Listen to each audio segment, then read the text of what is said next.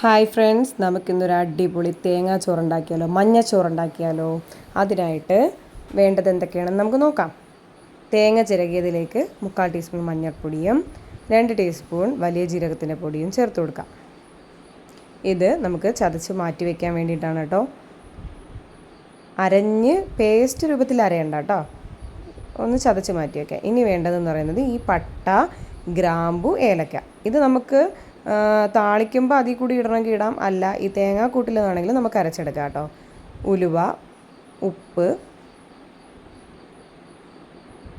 പിന്നെ വേണ്ടതെന്ന് പറയുന്നത് വഴറ്റാനായിട്ട്, താളിച്ച് വഴറ്റാനായിട്ട് സവാള, തക്കാളി, വേപ്പില, ഉണക്കമുളക്, പച്ചമുളക്. ഈ പച്ചമുളകും സ്പൈസസും ഒക്കെ കൂടി ഒന്നിച്ച് തേങ്ങയിൽ അരച്ചെടുക്കുന്നതും നല്ലതാണ് കേട്ടോ.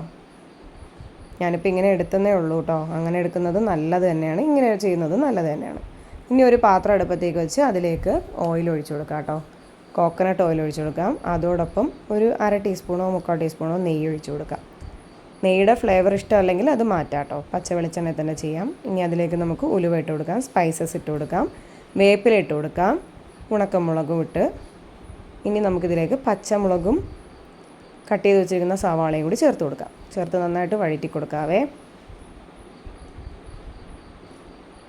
ഇനി ഇതിലേക്ക് നമുക്ക് കട്ട് ചെയ്ത് വെച്ചിരിക്കുന്ന തക്കാളി ഇല്ലേ, അതും കൂടി ചേർത്ത് കൊടുക്കാം കേട്ടോ. ചേർത്ത് നന്നായിട്ടൊന്ന് വഴറ്റി കൊടുക്കാം. അതോടൊപ്പം തന്നെ നമുക്ക് ഉപ്പ് ചേർത്ത് കൊടുക്കാം കേട്ടോ. ഇനി നന്നായിട്ട് ഇളക്കി മിക്സ് ചെയ്യാം. ഇനി നമ്മൾ തേങ്ങ ചതച്ച് മാറ്റി വെച്ചിട്ടുണ്ട്, അതും ഇതിലേക്ക് ചേർത്ത് കൊടുക്കാം. ആ ജാറ് കഴുകിയ വെള്ളവും കൂടി ഇതിലേക്ക് ഒന്ന് ചേർത്ത് കൊടുക്കാം കേട്ടോ. ഒരുപാട് വേണ്ട, ആ ജാറ് കഴുകിയ വെള്ളം.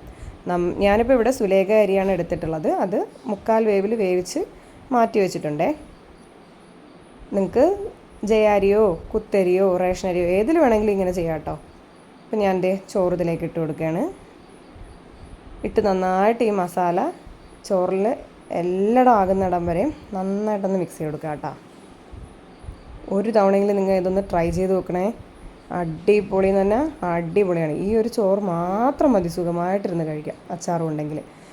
നമുക്കിതിൻ്റെ കൂടെ കട്ടി ചമ്മന്തി ഇല്ലേ, തേങ്ങാ ചമ്മന്തി, മാങ്ങ ചമ്മന്തി, അതൊക്കെ അടിപൊളിയാണ് കേട്ടോ. വേറെ ഒരു കറിയും വേണ്ടി വരില്ല അതുണ്ടെങ്കിൽ. പിന്നെ ഞാനിപ്പോൾ ഇവിടെ എടുത്തിട്ടുള്ളത് ചിക്കൻ കറിയാണ് ഇതിൻ്റെ കൂടെ കഴിക്കാനായിട്ട് എടുത്തിട്ടുള്ളത് കേട്ടോ. നോൺ വെജ് വിഭവം ഏതും ഇതിൻ്റെ കൂടെ പോകും കേട്ടോ. മട്ടൻ കറി, ബീഫ്, ചിക്കൻ അങ്ങനെയുള്ള ഐറ്റംസ്, താറാവ് കറി, അങ്ങനെയുള്ള എന്തും ഈ മഞ്ഞച്ചോറിൻ്റെ കൂടെ പോകും കേട്ടോ. മീൻകറി വേണ്ട കേട്ടോ, അതാണ് അതിൻ്റെ കോമ്പിനേഷൻ. മീൻകറി ഒഴിച്ച് ബാക്കി എന്തും പച്ചക്കറി ഒഴിച്ച് പോവും. ഞാനിപ്പോൾ ഇവിടെ ചോറ് വിളമ്പിയിട്ടുണ്ട്. അതിലേക്ക് ചിക്കൻ കറിയും ലൂബിക്ക അച്ചാറുമാണ് എടുത്തിട്ടുള്ളത്, അതായത് ലൗലോലിക്ക. അപ്പോൾ തീർച്ചയായിട്ടും ഇത് ട്രൈ ചെയ്യണം കേട്ടോ. നമുക്കിപ്പോൾ വീണ്ടും കാണാവേ.